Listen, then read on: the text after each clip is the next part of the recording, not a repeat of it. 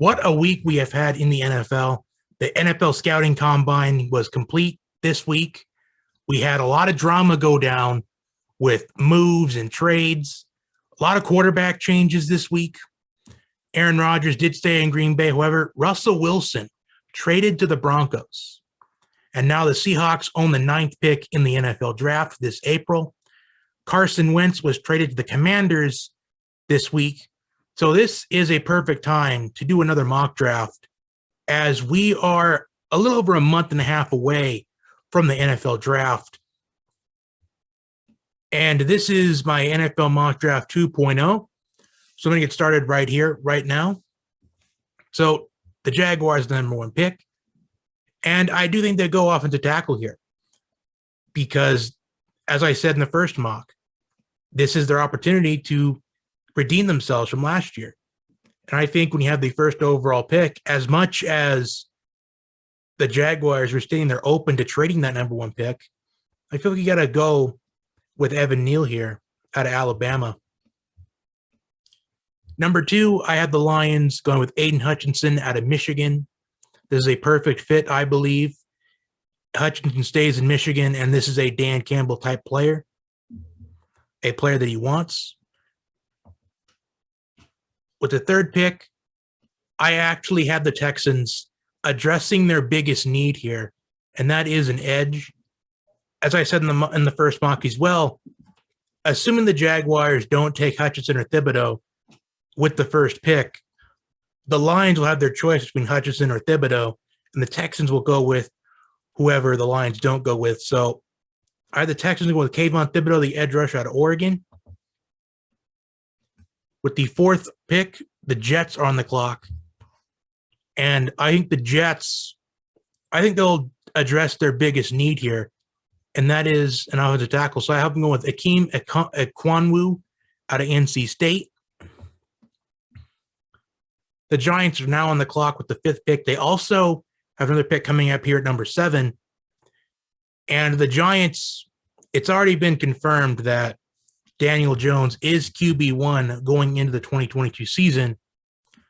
So I think they're going to focus on addressing their offensive line here. So they'll go with Charles Cross, the offensive tackle out of Mississippi State. Now we have the Panthers on the clock. Now, could the Panthers be making a move here for a quarterback? Could they be looking at Jimmy Garoppolo? Could they be trying to make a big move for Deshaun Watson, pending what's happening legally? Or do they roll with Sam Darnold? Do they roll with Cam Newton? Do they bring back Cam Newton since Cam Newton is a free agent? But I think they're going to address their QB needs here. So I think they're going to go with Malik Willis, the quarterback out of Liberty. Now the Giants are back on the clock,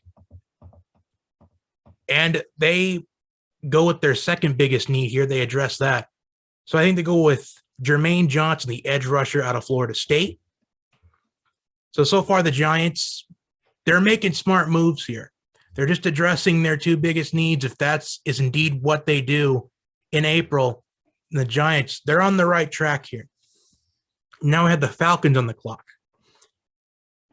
And once again, this may be a controversial pick depending on how you look at things, because the Falcons, they do need help on defense.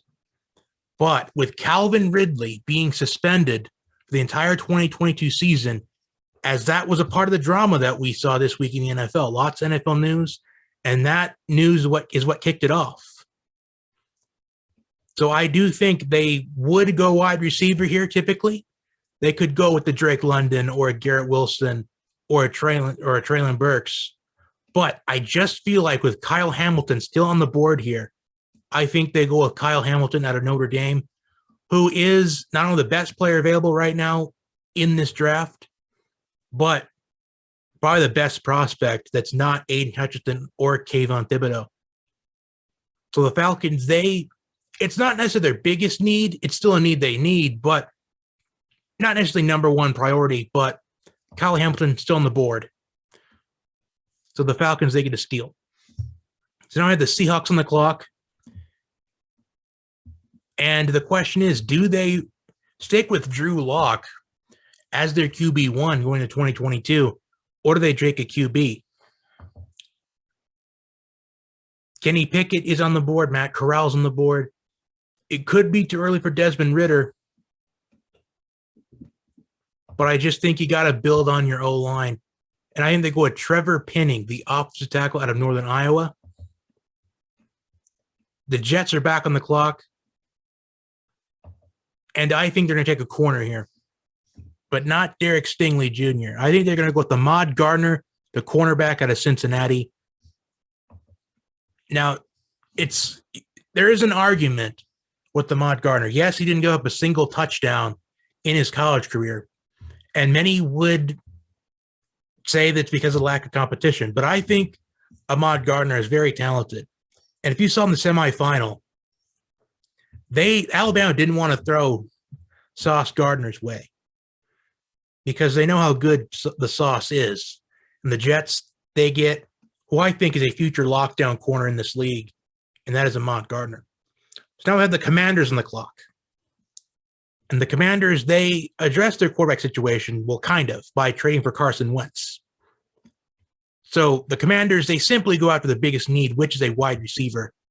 And we see so far in this top 10, it's very defensive heavy and offensive tackle heavy.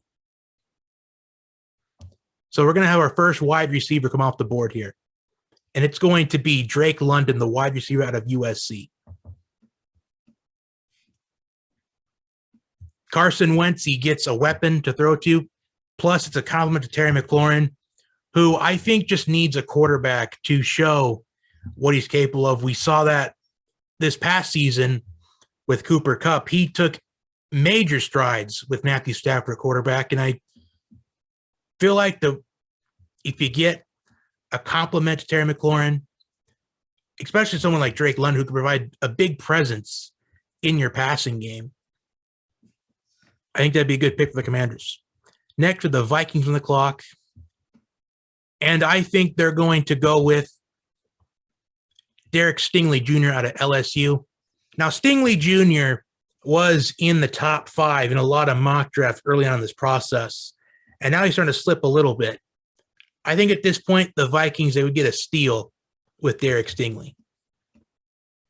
Next, we have the Browns on the clock. And the Browns, I think they simply go after what is their biggest need at this point. And I'm going with David Ojabo, the edge rusher out of Michigan. And David Ojabo didn't really get talked about as much this past year for the Wolverines, mainly because he was overshadowed a bit by Aiden Hutchinson. But Ojabo was just as good as Aiden Hutchinson. And I think the reason why Ojabo isn't in the top 10 or top 5 is because of being overshadowed by Hutchinson. But the Browns get a good pick here in David Ojabo. Next, we have the Ravens on the clock. And the Ravens, I think they're going to focus on offensive line here.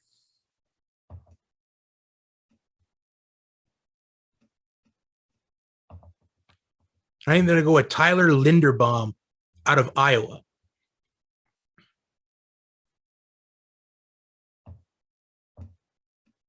I think that would be a solid pick for the Ravens. The Ravens, they do need some help on the offensive line. It may not be one of their biggest needs, not a big priority at this point, but I think we saw in the Super Bowl that the offensive line is really important. Now, this is where the draft gets a little bit interesting. The Eagles have back-to-back picks here at number 15 and 16. Something tells me that they trade one of these picks away. Now, either they're going to take picks 15 and 19 and maybe trade up for someone, or they're going to take 15 and maybe trade down. But with back-to-back picks here, let's look at the two biggest needs for the Eagles. They need to improve their defense. I don't think they go wide receiver at this point. We have seen the Eagles go wide receiver in the first round the last couple of years. But I don't think they need to do that this year. I think they can get a Calvin Austin in the second round, which I think with Calvin Austin's combine, I think he falls into the second round. So they just need to focus on their defense here. So with the 15th pick, I have them going with Trent McDuffie out of Washington. Because Washington, they had one of the best pass defenses in college football this past season. And with the 16th pick, I have them going with Devin Lloyd out of Utah. So the Eagles, with these two picks, they are addressing their defense. And the Eagles' defense, as I've said throughout most of last season, it's a very inconsistent defense. 1 week, they can look like a top 5 defense in the NFL, and then the next week, they can look like the worst defense in the league.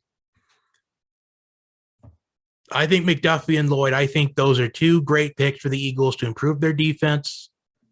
If the Eagles draft smart this season, if they use all 3 of these first-round picks, which they will, if they use them to the best of their ability, we could see the Eagles be a contender next season, I believe. So now we have the Chargers on the clock. And with the receiving class that we have this season, you just got to look at what we've seen the last 2 years. We've seen wide receivers already make an impact, or they have already shown that they have the potential of making a big impact on the league. Just look at last year with Jamar Chase, Justin Jefferson, the last 2 seasons, CeeDee Lamb, Jerry Jeudy, I think, has potential. And that's just for the receivers. So I think the Chargers, I think they go with Jameson Williams out of Alabama. Because it is expected that Mike Williams will not re-sign with them this offseason, as he is a free agent. So they fill that void with Jameson Williams. They get Justin Herbert, another weapon to throw to on offense. Nice compliment to Keenan Allen. And I think Jameson Williams is a steal, which he'd be a top 10 pick, probably the first receiver taken off the board if it weren't for his ACL injury in the championship game. So now the Saints on the clock. And do they re-sign Jameis Winston? Do they look at Kenny Pickett, or do they look at Matt Corral, even Desmond Ridder? I think they're going to go with a wide receiver as well. I think they go Treylon Burks out of Arkansas, because it's Michael Thomas is expected to be traded at some point. But even if he's not traded at some point, then you're just adding in a compliment to him with Treylon Burks. Next, we have the Eagles on the clock, and the Eagles, they address another big need here. They go with Trayvon Walker, the edge rusher out of Georgia.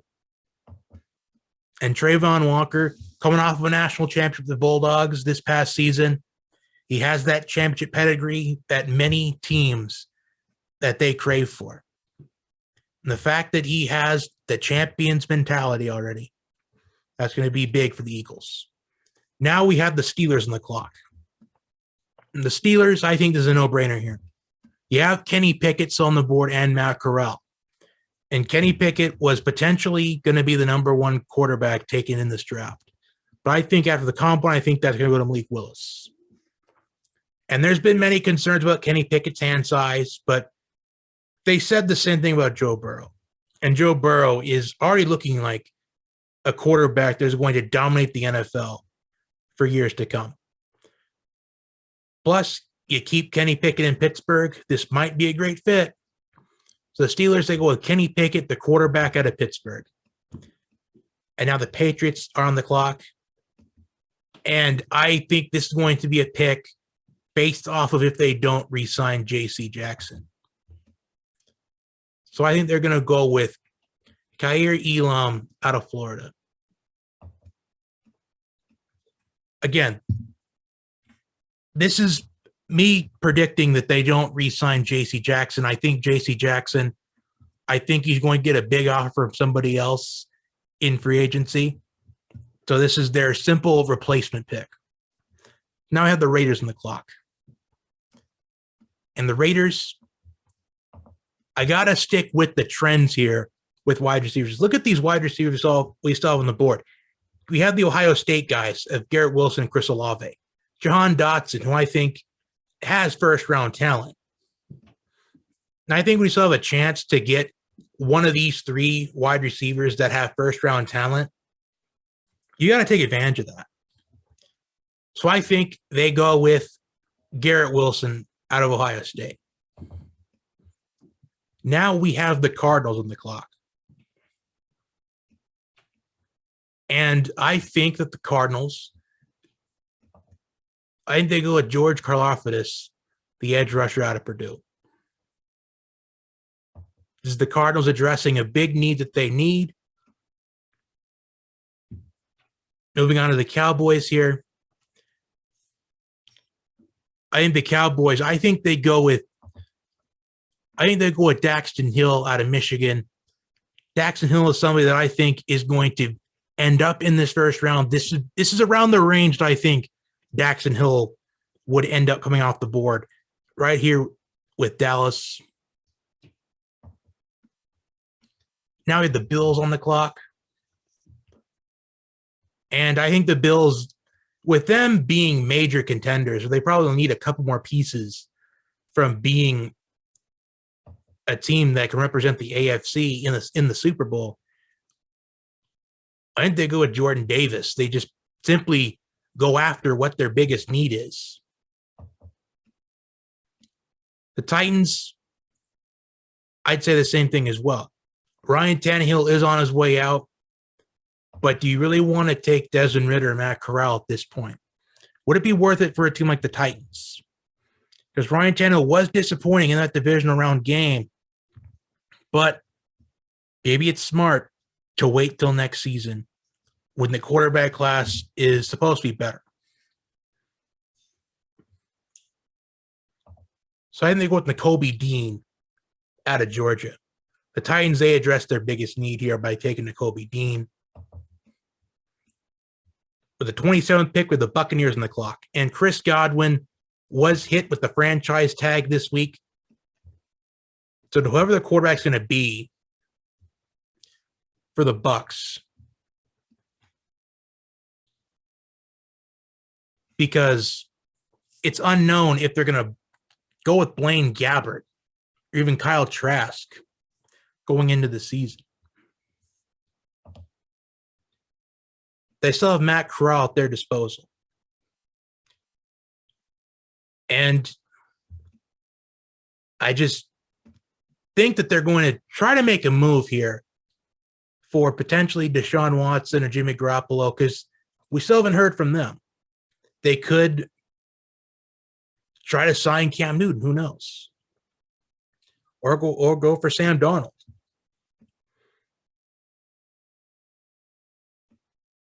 But I do think that they do end up taking a wide receiver here.